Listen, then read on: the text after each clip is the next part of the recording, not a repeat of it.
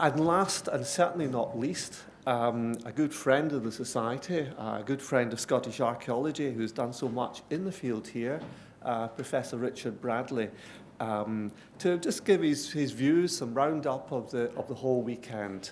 From Richard, of course, is Professor of Archaeology at the University of Reading. So Richard, please.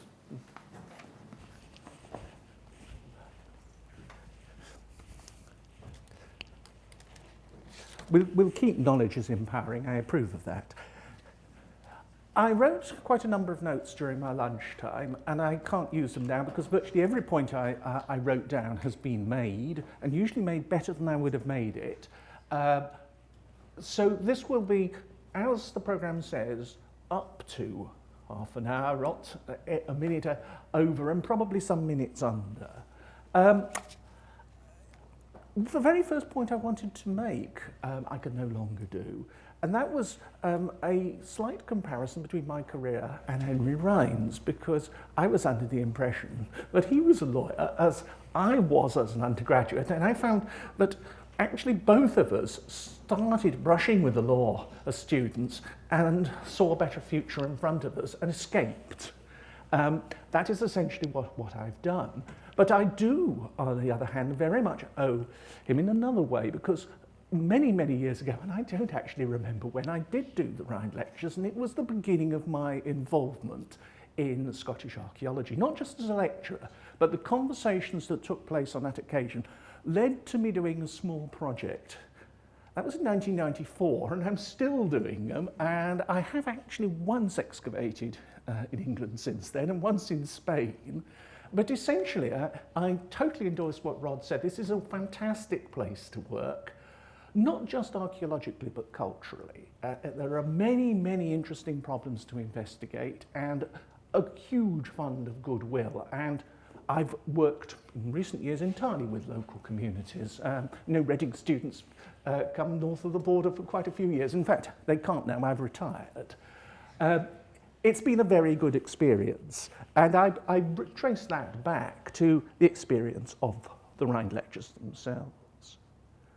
Now, it's been a very interesting programme, but I want, in a sense, not to be the sort of discussant who goes through the programme one paper at a time in the sequence in which they appear, but rather to reorder that programme.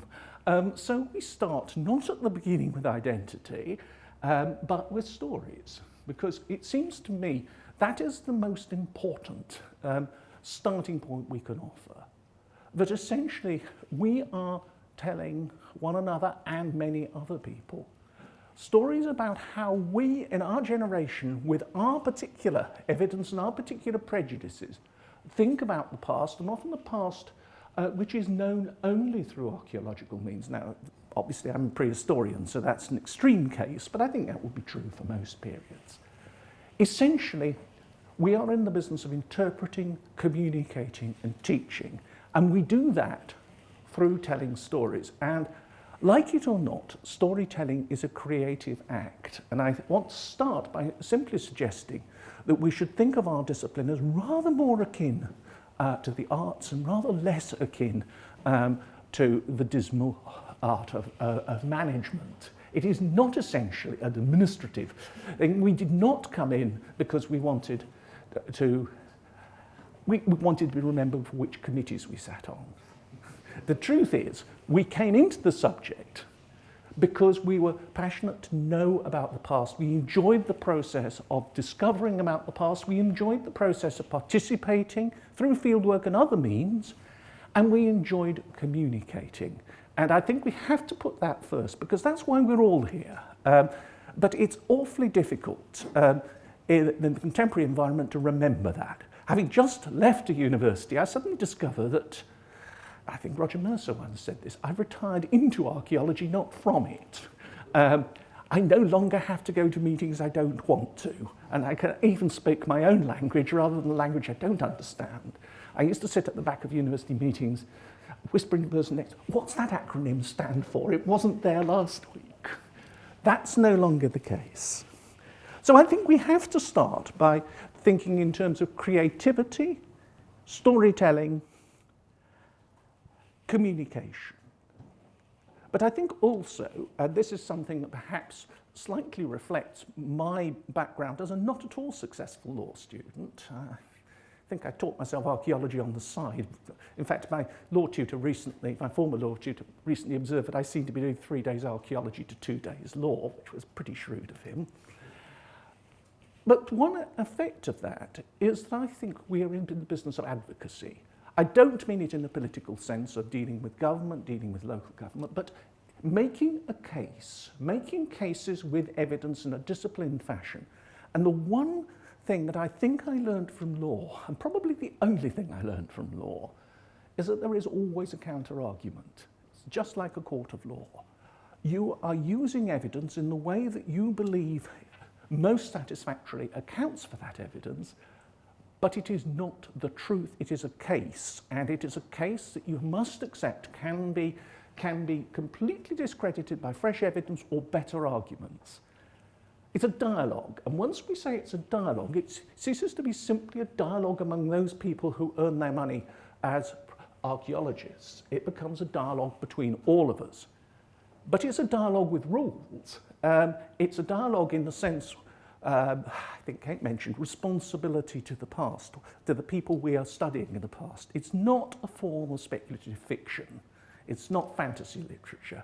It is a genre with its own rules just as much as, for example, writing iambic pentameters. You have to do it within the rules. And the rules are laid down in a very broad sense by the nature of our source material and the way it's recovered. But it is a dialogue, it is a discussion, and it involves advocacy, it involves debate, and you cannot have a debate in which there is only one participant. And if I've seen one change in the time I've been in archaeology, it's been from the great men, and I mean men, the Christopher Hawkes of this world who knew exactly how the past was and would brook no alternative, to meetings like this one where there is genuine discussion. Meetings like others, where one gives local lectures, where you're not talking to people who are in the same profession, but nonetheless there is a discussion. And I think that is the crucial thing.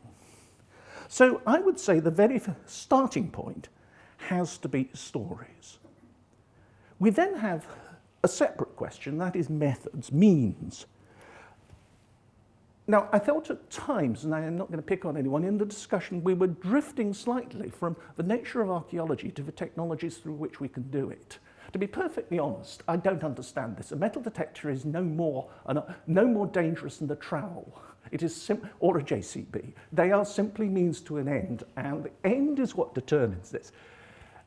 If you are randomly stripping large areas with machine, that's no different from doing it with the metal detector. The point is why you're doing it, what your objectives are, what your expectations are.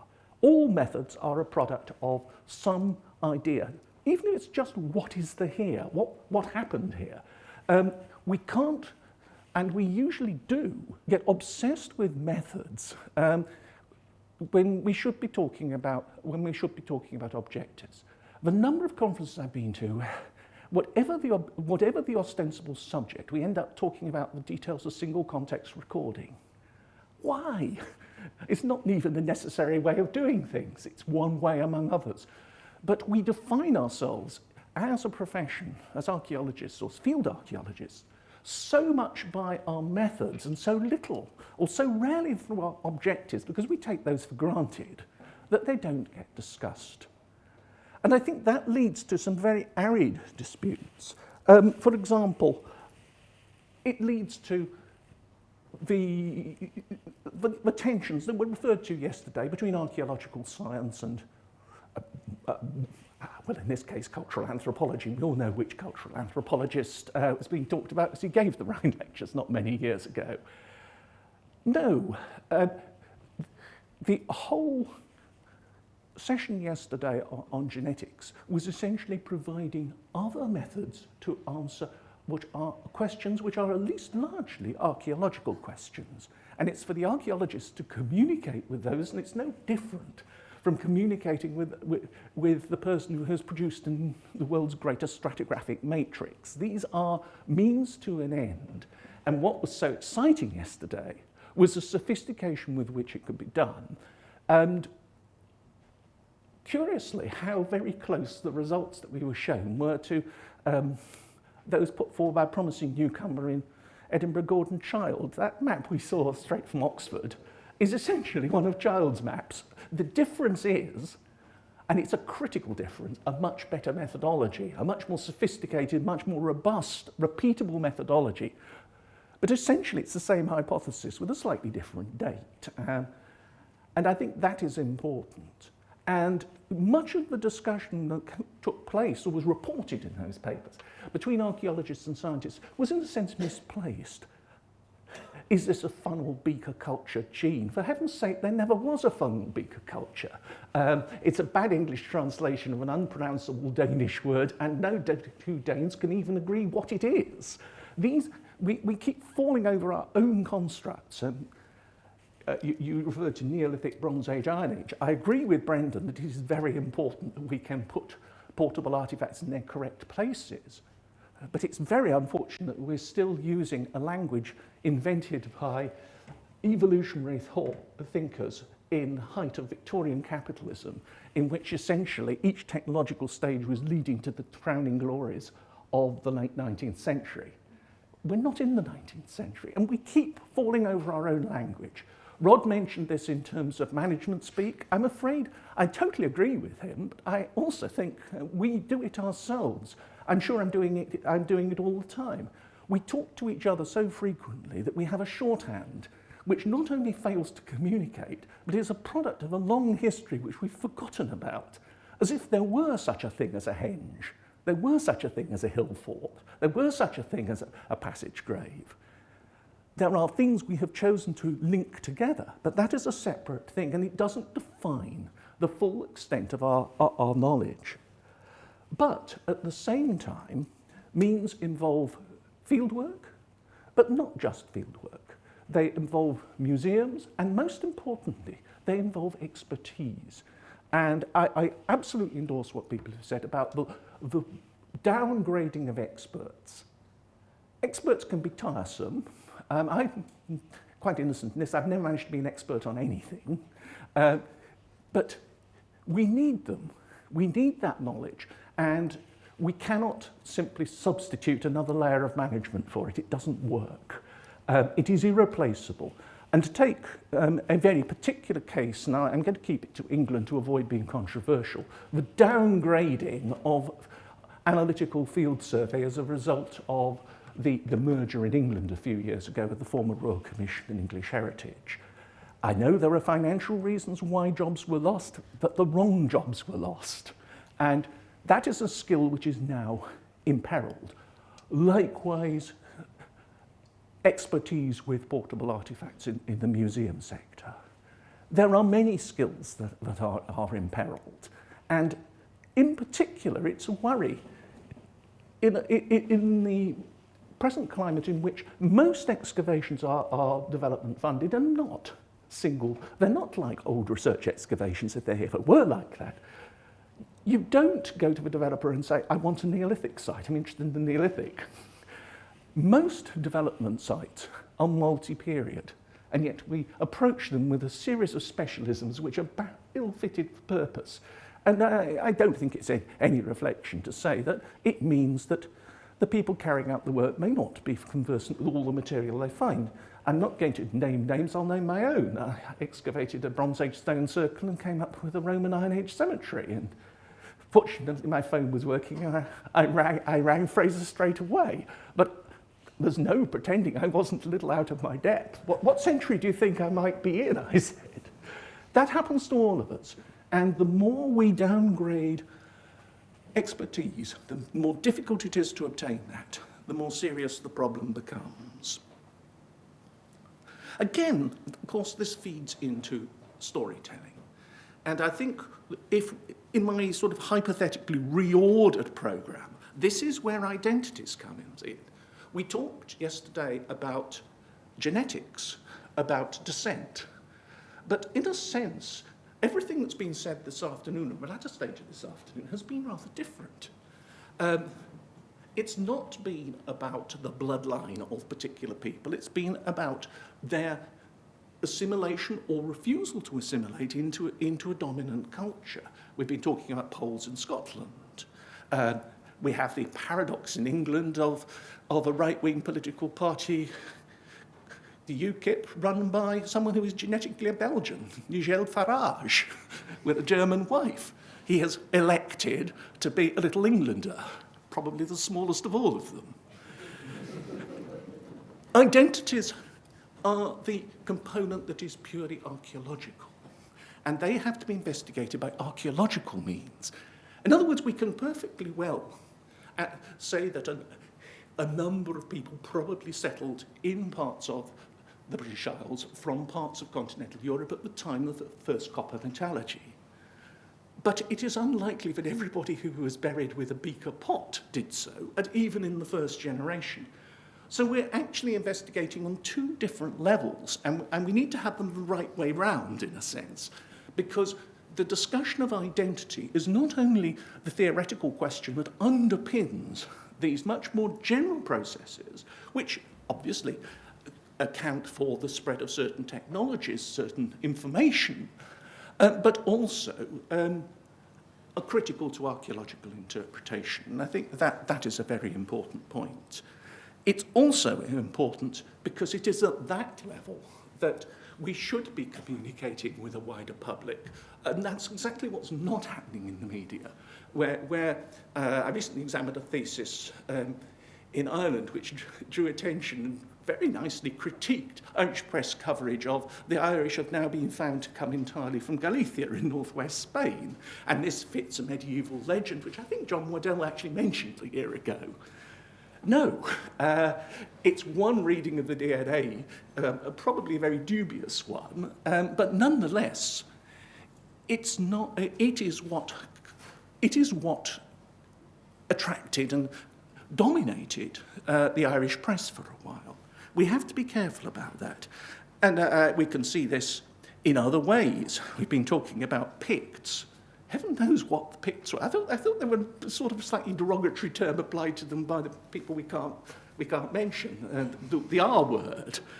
The Celts, heaven knows what the people who we call Celts thought they were, because we only have other people's descriptions of them, and they're inconsistent. There was also the point made yesterday, I forget by whom, about the historical sources and how important they were in distinguishing Britons from Saxons. Well, one of those historical sources is a Venerable Bede who says that the Picts came from Scythia.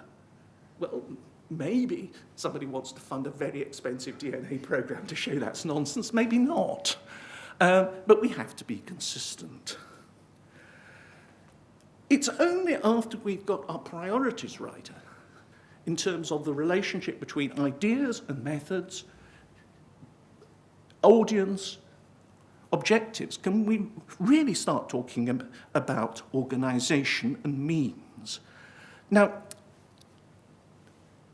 one thing that I've noticed is that the discussion today has been very much around the last 10 years. I came into archaeology as an amateur, and in the sense I don't have a degree in archaeology, I still am. There are many more archaeologists, there are many more projects, they are better conducted, they are better funded, some of them get published, and when they do, they get published a great deal better.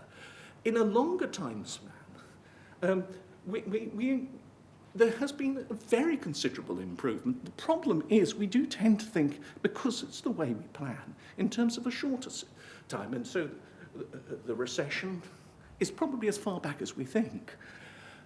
But there has been an enormous explosion. I recently, with colleagues, did a survey of unpublished developer-funded prehistoric excavations between Jutland and Brittany. Then I had the task of writing a synthesis of 6,000 unpublished excavation reports. That would be unthinkable more than 20 years ago. We are better resourced than we've ever been. The problem is twofold. One is working out what we want from that resource, and the other is simply accepting the world has changed. I have colleagues who I certainly not name, and they're not in Reading, who still say, well, I can't use the results of commercial archaeology, their term, not mine, because of the low standards. Well, No. I mean, having spent quite a long time looking at the documentation from English, Scottish, Irish, and now continental developer-funded archaeology, I'm afraid it's a damn sight better than anything I could do, and it's a lot better than anything most of my contemporaries could do. The truth is that in the short term, things are difficult, but we shouldn't be as despondent as we are. We have a totally transformed body of material, which is really a product of the last 20 years. We have an investment which is vastly greater than it's ever been, and somehow we seem to think it's dirty money because it comes from developers. That strikes me as absurd. Frankly, we get better research out of the better contract units than we get from the average university. I've been saying this for years. Last time I said it in public, the head of department walked out, but I still believe it. And we get, in the best cases, and it is an increasing number of them, absolutely excellent publications. And just taking the ones on sale outside, for example, or Scottish Internet reports, without looking any further, I think is enough to make that point.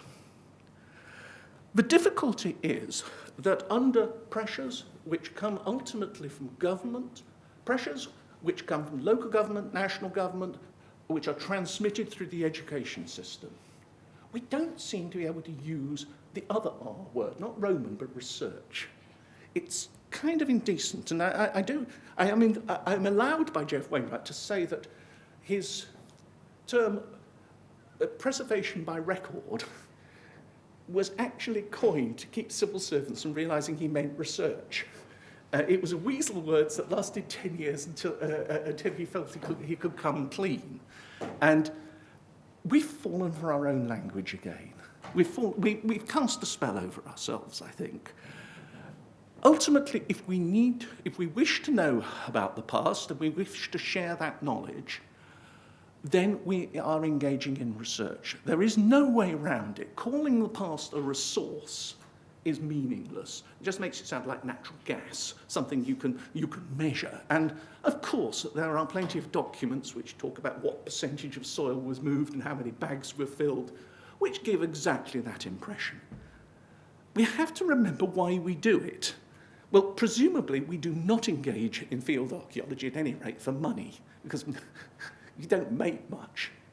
It isn't, you know, no lawyer gave up a career as a lawyer to become an excavator. It just doesn't work that way. But we've fallen for the notion that we're engaged in some form of cultural resource management. There's one of the terms that Rob might have been referring to. I don't think he quoted it. And we are often at the mercy of research councils, universities, museums, local government, who have taken the notion that we're a very minor branch of management, and they've taken it to heart. Rather, we should be accepting, and I do take the point from yesterday very clearly, we could be much better organised, we could be much more effective lobbyists, we could make better uses of resources, no question of it. But if we try to persuade ourselves that we are engaged ultimately in a commercial business, we are in some difficulty. And if we try to downplay the real reason we do archaeology, it's to know about the past or to believe we know about the past, then we do ourselves a major disfavour. And I think there is a problem there.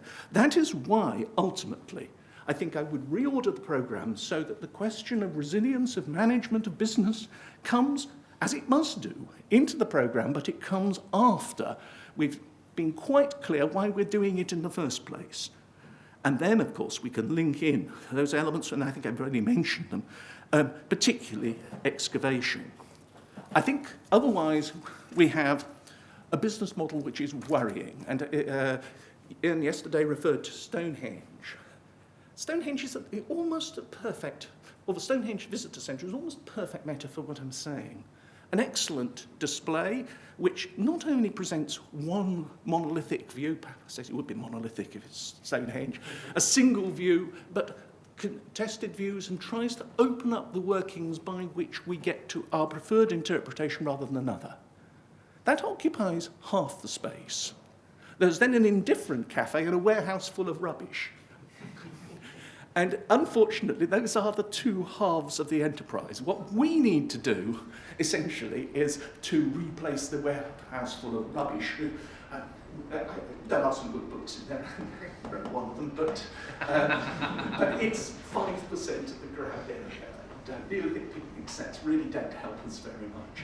We have to keep a firm grip on why we are doing this, and that essentially we're engaged not in shopkeeping, but in a creative act of research and communication and public education and public participation. And I think if we can do that, we're coming close to what Rhind perhaps would himself like. Now, I was also asked to comment very briefly on how Rhind's ideas in his book might apply now. I had great difficulty getting Rhind's book because, strangely enough, he is such an international figure that the Copyright Library in Oxford told me he didn't exist, let alone had a copy, but thanks to the internet I have now read it. And I'm horrified to find that he writes just the way I was taught to write when I was a law student. That's why I was so sure he was a lawyer. But, I mean, 3 points he made. Museums. He very strongly advocated a national collection. Eventually, it was then the British Museum he was talking about, and it was a polemic partly against the excessive emphasis on exotic material from remote empires, often loot from the colonies. Well, clearly that has improved. It has improved immeasurably, but we have to be very, very careful. And the optimism that one might have felt is beginning to diminish with the pressure on resources, on expertise, on archives, and indeed on the collections themselves. And there is clearly, and a number of people have said it, a crisis looming, if it hasn't already happened, in dealing with any of those things. Loss of expertise, loss of ability to store material, to conserve it, loss of personnel to make that material available to anyone, public, specialised scholars, anyone. Secondly, he was keen on the protection of ancient monuments. My personal view is it is still quite inadequate, although I'm thinking more in terms of England than I am in Scotland, but that's partly because such a large part of England is agricultural, is arable land. The fact is that most scheduled monuments can't be found, they can't be seen without a plane or a geophysical survey. They've gone. They've gone by Rhind's day, but we shouldn't be too complacent about that. Portable antiquities. Well, as we saw, he, wearing his semi-legal hat, if you like, wrote about treasure trove. It is profoundly anomalous that you have a relatively sensible system in Scotland and we have a voluntary system in England which, like all voluntary systems, just doesn't work. It's like trying to regulate Rupert Murdoch. You can't do it. And the lack of consistency on two sides of the borders is very, very serious. I'd make one other point, though. The success, and it is a success, of the Portable Antiquities scheme has, to my mind, distorted the nature of archaeology. It's gone right back to a 19th century subject in which it's all about things, and it's things out of context. I can't think, and I may be correcting on this, of an excavation that's taken place in England as a result of portable antiquities on the scale of the one we were hearing with the recently discovered Viking hoard. Dig 2 square metres around a bronze hoard, and what do you find? You might find a hole it came out of and you're none the wiser. You have a body of material that someone else will have to pay to conserve. It's a very unsatisfactory system, and I would say even further and much more controversially, if we're going to seriously think about protecting the national heritage, we should also consider licensing excavators, as happens in Ireland. I know that would be unpopular. I probably wouldn't get a license, but I'm probably too old anyway. But the lack of consistency is something that's become more and more apparent in the 150 years since Rhind wrote. And reading him, it's a very powerful case he makes, very powerful arguments, much ruder than anyone here, myself, has been about what's wrong. And curiously, not only is it not known to the Bodleian Library, it has had precious little influence south of the border. And that, I think, is really sad. So perhaps his greatest legacy are the Rhind Lectures themselves. And I've been to quite a number of them over the years, and I've benefited from reading the publication of many others. It is a great legacy, it's a great institution, and there is, frankly, no equivalent of it south of the border, and I think that speaks volumes. So, can I end by thanking all the people who've contributed, who've provided facilities, provided help, provided sponsorship. This has been a great success, as I knew it would be when I received the invitation. Thank you all very much, and thank you for attending.